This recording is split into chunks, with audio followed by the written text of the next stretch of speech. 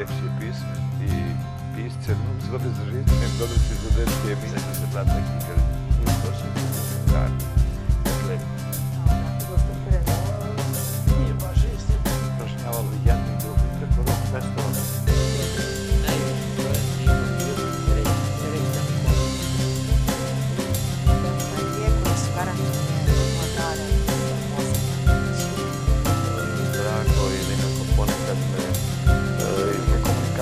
Sa ljudima i u mediju poziv i više se sudaraju te unutrašnje snage u ljudi.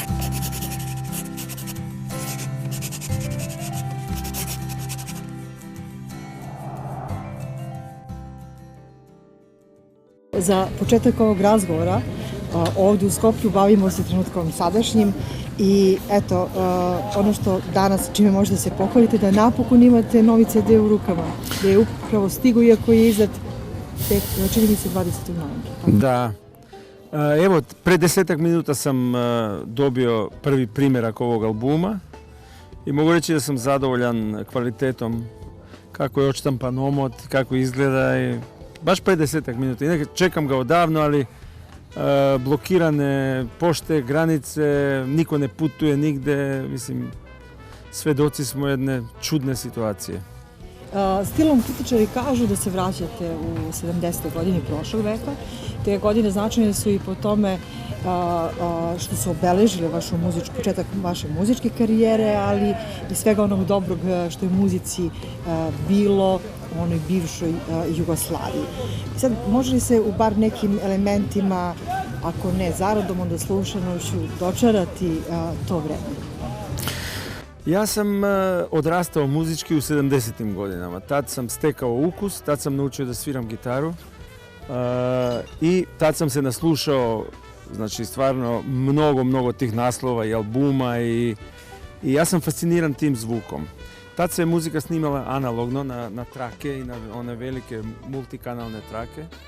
Rock bendovi su trošili po godinu dana da urade svoje novo delo ili svoj novi album. Muzika se radila sa puno pažnje, sa puno ljubavi, sa puno strasti. Puno toga se promenilo od 70. godina do danas. Mnogo toga se promenilo. Uopšte od konzumiranja muzike do proizvodnje muzike. Sad se muzika proizvodi po spavaćim sobama, po dnevnim sobama, po hotelskim sobama. Proizvodi se na laptop sa 2-3 mikrofona, sa 2-3 gitare. I ima jedna deviza koja kaže da su stvari onoliko vredne koliko im pažnje posvetite i koliko im vremena posvetite. Drugo je da kuvate, evo sad neki primjer, možda neumesan, ali kuvate sarmu 15 minuta ili 5 sati. Velika je razlika. Da li pravite muziku kao što pečete picu ili je pravite, šta ja znam, ili joj posvetite godinu dana svog života, to je malo razlika. Ja sam ovaj album snimao 10 mjeseci u svom studiju za vrijeme svih tih lockdowna, karantina i tako dalje. I boga mi, ozbiljno sam se posvetio albumu i uradio omaž na neki način prema svojoj mladosti. Prilično je konceptualan je album. Omaž prema mom odrastanju, prema mojim fascinacijama životnim, prema prvim zaljubljivanjima, devojkama, gimnazijskim igrankama. Evo, nalazimo se u dvorištu gimnazije gdje sam ja završio gimnaziju i gdje je konačno formirana grupa Lebi Sol. Odavde 3 članova su išli u ovu gimnaziju. Tako da za mene je ovo značajno mjesto, ovo gdje se sad nalazimo. Sad je ovo teniski klub u ovom dvorištu, ali ja sam skoro svaki dan tu, popijem kafu i meditiram na suncu. Još malo o ovom novom albumu. Naziv albuma je, rekao bi se, malo neobičan, ali specifičan. Taftalidže, šafl. Da, Taftalidže je naselje moje gdje živim duže od 50 godina. A šafl je, bukvalni prevod je vucaranje, spori hod, mrzovoljni hod. To je šafl. Jer ovdje se vucaram godinama. Po ovim ulicama ovdje u zadnje vrijeme šetam psa koji su moja deca dovela kod mene kući. I svako jutro to mi je rutina, prošetam psa i svako večer. Ili se ja prošetam, ili se prošetam sa njim zajedno. Rekli biste da ste se i na ovaj način odužili svom nasilju? Ja verujem u autentične stvari i volim da stvari budu autentične i jedinstvene. Da li sam se ja odužio svom nasilju, da li se ovo nasilje meni odužilo, to su pitanja. Ali mogu biti hroničar vremena. Posmatram kako se te nekadašnje kućice drvene, to naselje koje je bilo veoma romantično i šarmantno pretvara u ovako jedan urbani haos. Ali to je danak ovog vremena u kome živimo i Boga mi i prostora na kome živimo. Video za ogledalo bez specijalnih efekata, bez animacije, to je zapravo sve nešto čemu pevači, muzičari s ovih prostora, ne samo s ovih prostora zapravo pribegavaju. Da li je zapravo razlog da sama sebe predstavi? Pa što više zalazim u godine, sve sam više fasciniran prirodom, sve manje urbanim prostorima. Kad smo mladi, svi želimo da putujemo u London i u New York.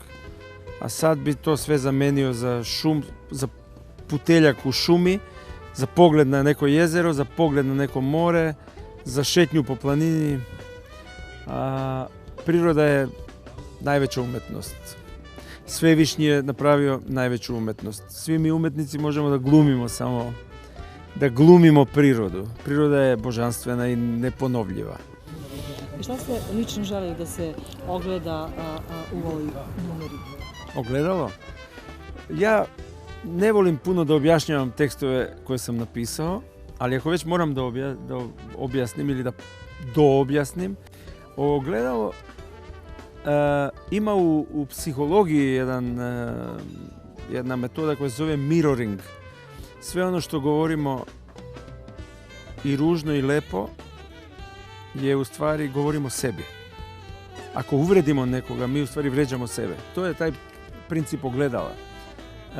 I konačno, vi možete misliti o sebi, Bog zna šta, imati visoko mišljenje o sebi, dok se ne ogledate u druge, dok vam se ne vrati feedback od ovih koji su oko vas.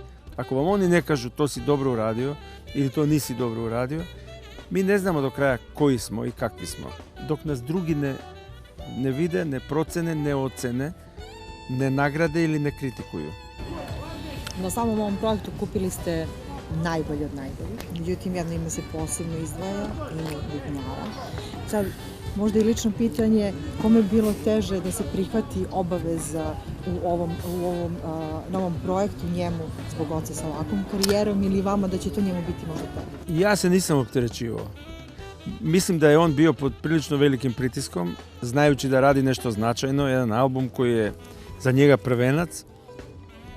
On je nevjerojatno nekako mimo moje kontrole izrastao u finog bubnjara, veoma dobrog bubnjara. I tokom procesa snimanja bio je dosta kritičan prema sebi i hteo je da neke stvari ponovi, ja sam mu to omogućavao naravno.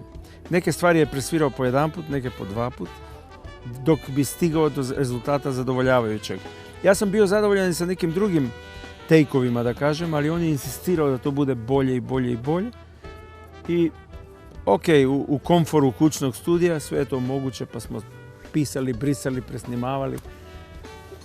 Za njega je ovo velika radost, veliko proces sazrevanja i proces odrastanja i proces učenja, studijski rad, zatvoren u 4 zida i moraš izvući iz sebe dovoljno talenta, strasti i energije da napraviš nešto dobro.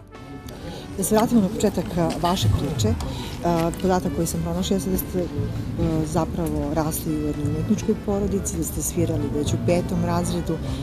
O čemu sanjaju dječaci koji su osnovali Vis i Jegulje? Wow. Ja sam bio najmlađi član tamo u Vis i Jegulje. To je bilo wow. To je bilo takav zanos. To su 60. godine, ja sam imao 10 godina. I počeo sam da sviram bubnjeve, pa malo... Svi su bili stariji od mene i bio sam potrčko, klinac. Ali polako sam učio, sazreo i u jednom trenutku zgrabio gitaru. I od kad sam je zgrabio više nisam pustio. Sanjao sam ja puno, ja sam volio da budem kao Beatlesi, da sviram u bendu kao što su Beatlesi. Normalno, dečak. Ali ja sam mnogo rano zavoleo muziku i učio sam i svirao sam sve što bi mi došlo pod rukom. Čaše, flaše, ksilofone, vibrafone, dečje instrumente, dečje bubnjeve, duvačke instrumente, one harmonijume, one frule, sve što bi dohvatio bi svirao. Dok se nisam zadržao na gitari, koja me još uvijek fascinira. Godina 1976. obeležila je formiranje grupe Led i Sol. Koliko ste zapravo puta došli u situaciju da se nema ni za Led i Sol, a da ste se zapravo držali puta koji ste vi zacrtali da vas vodi ka cilju? Bilo je teških trenutaka. Bilo je raspada benda, bilo je odlazaka članova, dolazaka novih članova, drame bendovske. Ko nije svirao u bendu ne zna o čemu govorim. Ko je svirao zna o čemu govorim. Znači, dešavaju se nervni slomovi, krahovi, privatne neke odluke, ne mogu više, idem dalje, idem da studiram, idem da se ženim, To su iskušenja velika.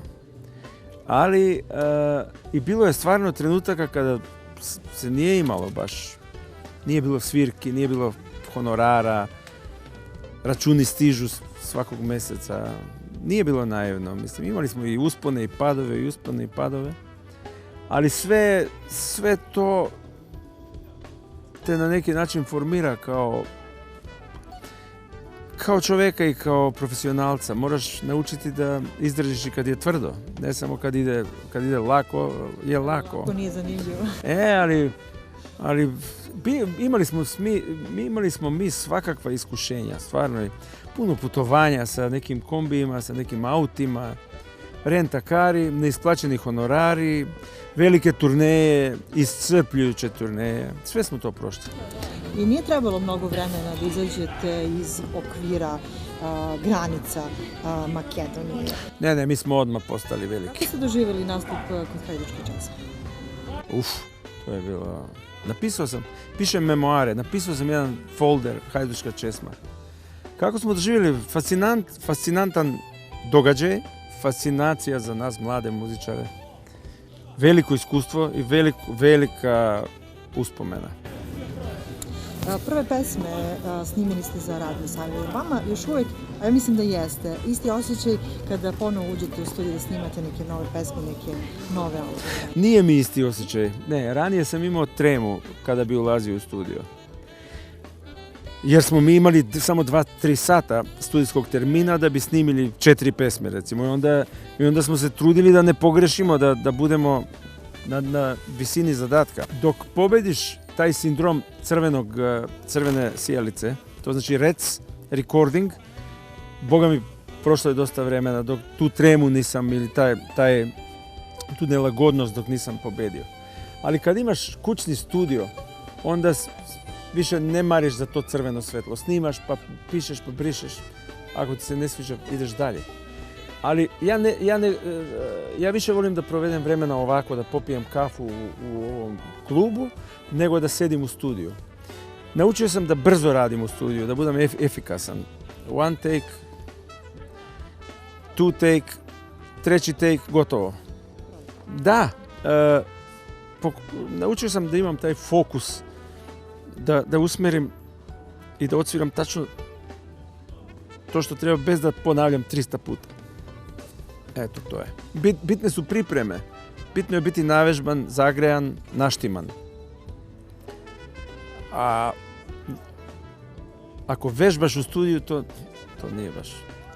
1976. snimili ste prvi album i tu je bilo čak 6 instrumentala. I na sljedećem albumu je bilo i pesama, instrumentala, ali ja bih za ovu našu zajedničku priču izdvojila muzičku numeru, Talasna dužina, to je tekst koji je napisao vaš brat i vi ste kasnije opet sarađivali sa njim, pišući muziku za kultnu predstavu Divlji mes. Da. Ne samo za Divlje meso, i za neke druge drame i za neke druge predstave sam ja radio muziku sa dosta značajnih reditelja. Radio sam i sa Slobodanom Unkovskim, sa Ljubišom Ristićem, sa puno njih stvarno. Ali za dosta Goranovih drama sam ja pisao muziku. Sa velikim zadovoljstvom naravno i sve dok nisam naučio, sve do 86. 7. kad sam počeo sam da pišem tekstove, ali sam taj zanat savladao nekako, pa sam počeo svaku reč da merim i da prilagođavam muzici koju sam napisao. Šta sad vama iz ove perspektive znači ta saradnja sa Goranom? Ma ne samo saradnja sa njim, Goran je bio moj brat, a bio je pritom najveći makedonski dramski pisac, jedan od najvećih jugoslovenskih pisaca dramskih. I samo odrastanje sa njim mi je bilo presudno. On je 5 godina stariji od mene i on je kući doneo prve ploče Beatlesa, Bob Dylana, Jimi Hendrixa, značajne ploče i to je formiralo moj ukus. A pritom bi bio vrhunski intelektualac, vrhunski. Mogao si da ga pitaš bilo šta iz bilo koje materije. On bi ti odmah odgovorio. Bio je kao živa enciklopedija, znao je sve. Lebi Sol posljednji put se okuplja kao Lebi Sol 1995.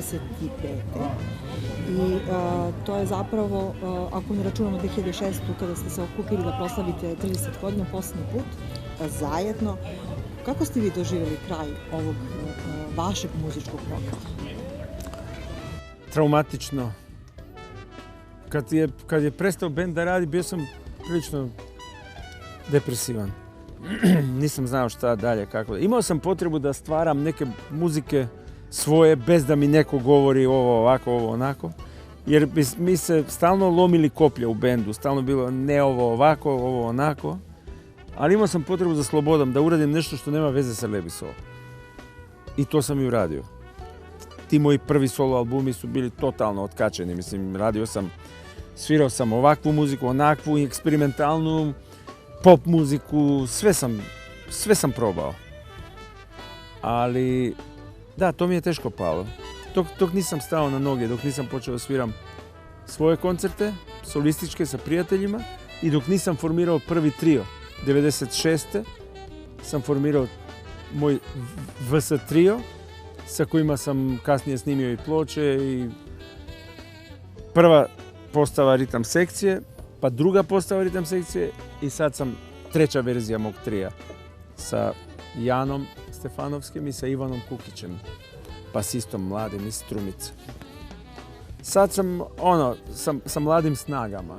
Oni mi daju vetar u jedra. Tokom svih ovih decenija koliko radite i svirate, nikada niste išli jednom utabanom, poznatom stazom. Čini se u prilog tome govore i podatak da ne samo da ste pisali za pozorište, pisali ste i za balet. Je li to zapravo ti neki izražaj očekivano za vas? Odmah posle Leba Sola napisali ste Zodijak. Svaki novi projekt je nova avantura. Svaka ponuda da se radi na filmu, na televiziji, balet, koncert, sve je to nova avantura. Ne možeš recepte od juče koristiti stalno. Moraš stalno tražiti nove recepte. Ja sam, boga mi, ako je neko na Balkanu radio sve i svašta, to sam ja. Mogu mi zalepiti etiketu svaštara. Tako je. Svirao sam sa Džibonijem, svirao sam sa Jan Ackermanom, sa Kings of Strings, radio sa simfonijskim orkestrima, svirao sa London Symphony Orchestra. Znači, svirao sam u big bandovima, solistički sam svirao sam, sa Tadićem u duo, sa Tadićem i Teodosi Spasovim u triju, sa električnim trijom, sa akustičnim trijom. Radio sam sve i svašta. Filmove, pozorišta, sve. Ali to je ta moja znatiželja, mene sve zanima. Mene sve interesuje. Ja moram da probam i to, i to, i to, i to. Nisam stručan za sve. Ne mogu, recimo, aranžirati za veliki orkestar, to ne znam. niti sam stručan, niti sam se obrazovao na to, za te stvari. Zato kad treba se radi nešto ozbiljnije i zahtevnije, onda angažiram moje prijatelje, saradnike da mi raspišu za simfonijski orkestar ili naravno da urade nešto što ja ne mogu. Ali od početka spajate, čini se nespojivo, etno, rock, džez i na tom istrajavate i danas.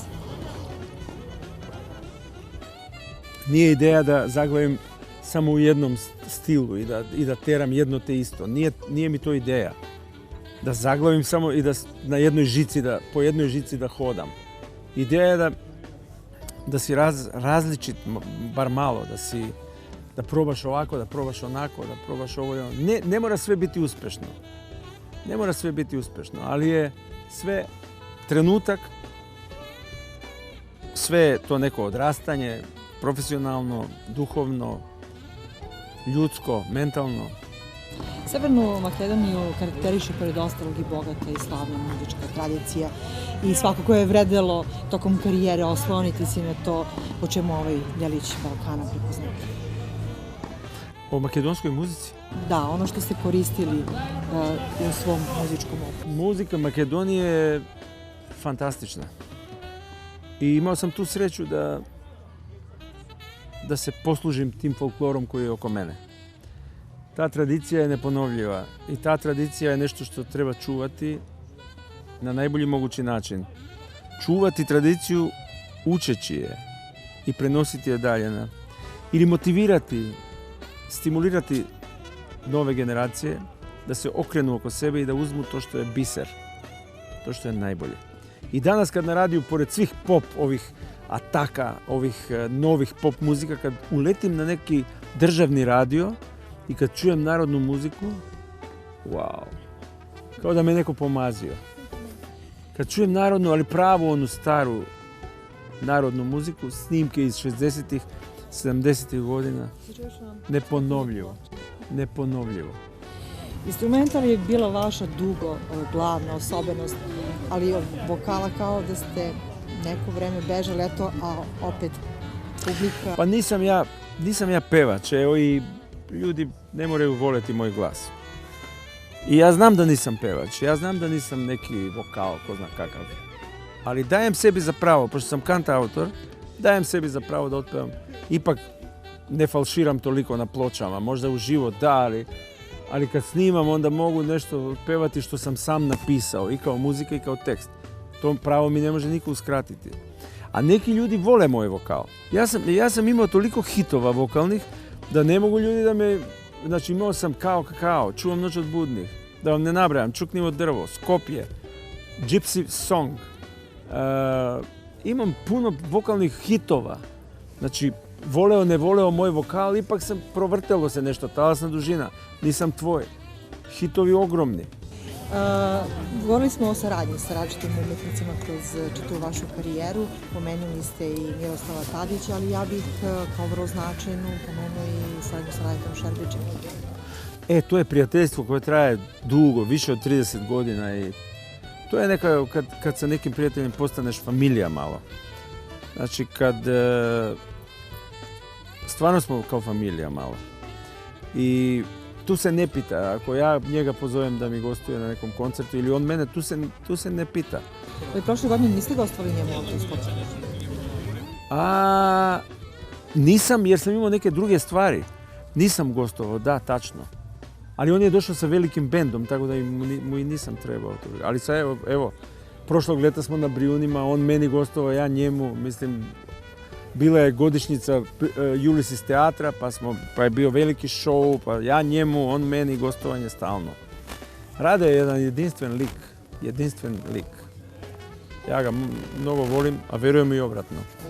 I za kraj ovog razgovora želim da vas pitam. Ajde. Sad, bez obzira na karijeru koju imate, bez obzira što ste začetnik i etno-roka, bez obzira što ste ostavili neizbrisiv trag u muzici, na ovim prostorima, vi ne volite kada stavljaju one epitete pored vašeg imena, legendarni? Pa to je postalo patetično. Sad ću vam reći zašto. U svakoj kafani, evo uđite u bilo koju kafanu, uvek će neko da uleti da kaže nekome, gde si legendo? Mislim, ako su svi legende, onda nemam potrebu ja da budem legenda. Ali šta onda kažete kad biste se predstavili nekom ko nije čuo za vas?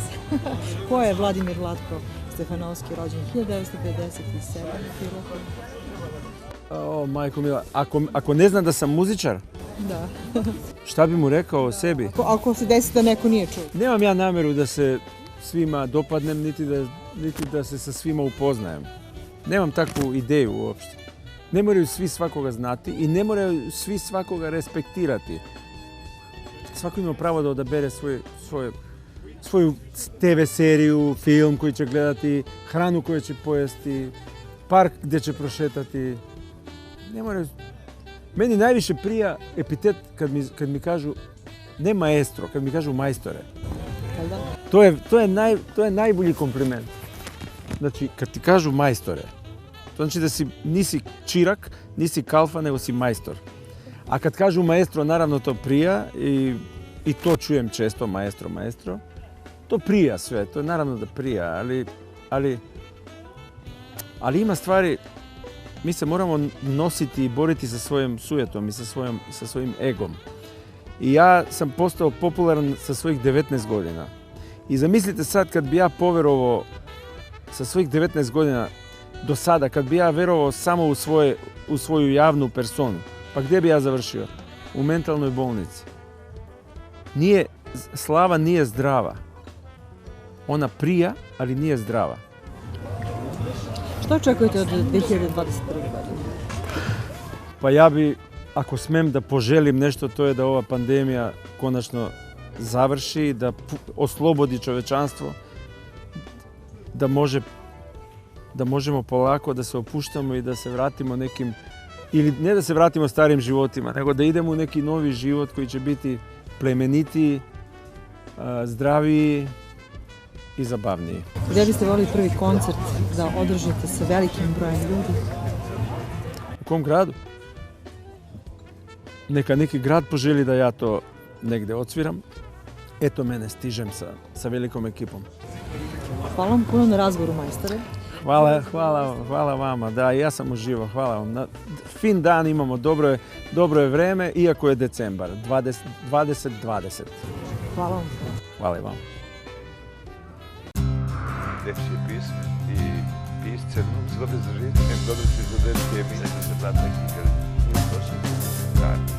Dakle, nije baš isti. Prošnjavalo jednim drugim, preko rok festivala.